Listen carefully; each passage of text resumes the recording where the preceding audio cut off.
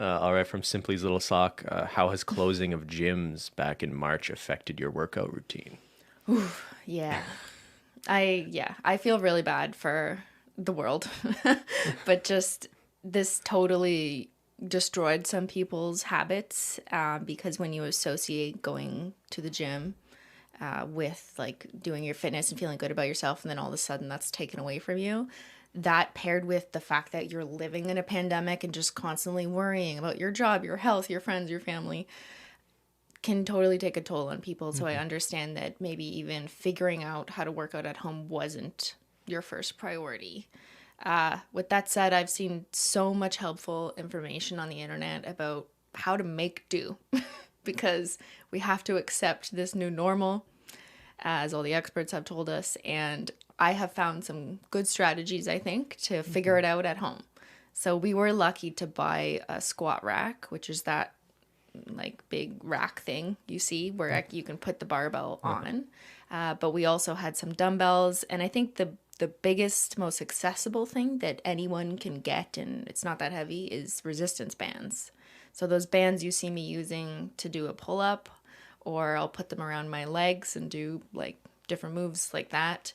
Those have been a really good substitute rather than nothing because they're designed to put resistance on your body, which kind of simulates having like weights, like you're working against the weight of the band. So that will help you keep up that like muscle work, let's say, in short of having, a leg press machine. But I guess we're lucky. We scrambled early on. We didn't know how long this would last, so I think we got like the last squat rack The I could last rack. find at like some fitness depot location here in Ottawa. Yeah, and it was crazy. You could tell people they were like out of dumbbells entirely.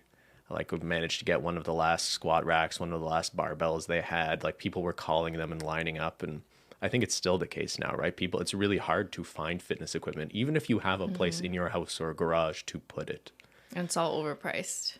Yeah, yeah, Yeah. it's really not cheap either. Yeah. Yeah. From Taz Williams, how do you stay motivated working out at home? I'm really struggling because I find it so much easier in a gym environment. Yeah, okay. I can't as easily block out the negative thoughts while working out from home. Thank you for inspiring me to keep going with my fitness goals. Thank you, Taz.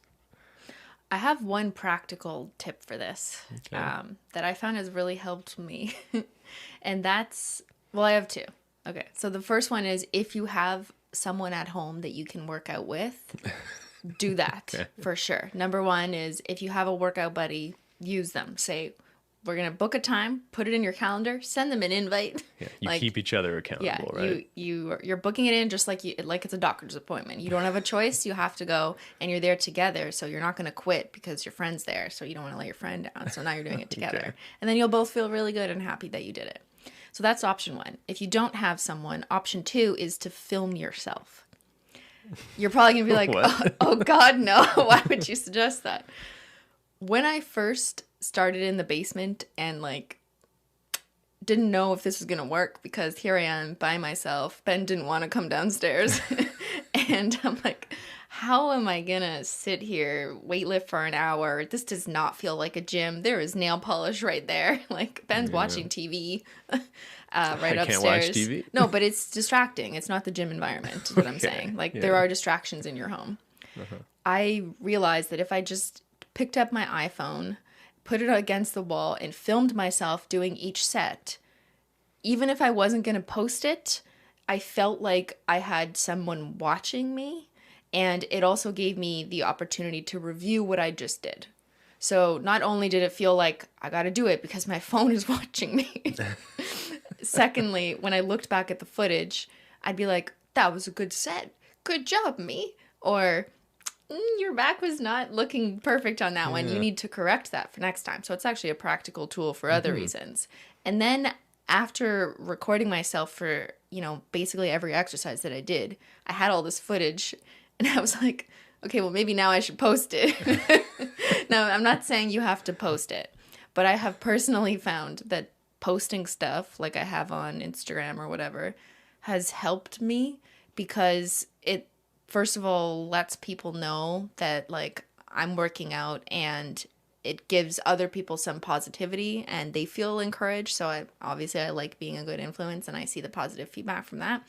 And then of course you want to do something well if you're putting it on the internet. Yeah. So even if you don't have a lot of followers, just like posting it on your personal Instagram, and maybe you have some friends and maybe they'll be like, that's awesome, good for you. And I think that can be a good thing, and I wouldn't be as scared as you think you might be. It's like when I'm working out with you and I'm like, oh, there's a cute girl over there. I better do it properly. Is that It's like the same thing, right? is that motivational? It's Is that why it's motivating. you're making sure your form's on point because I'm watching you? Yeah. Yeah. Anyways, film yourself.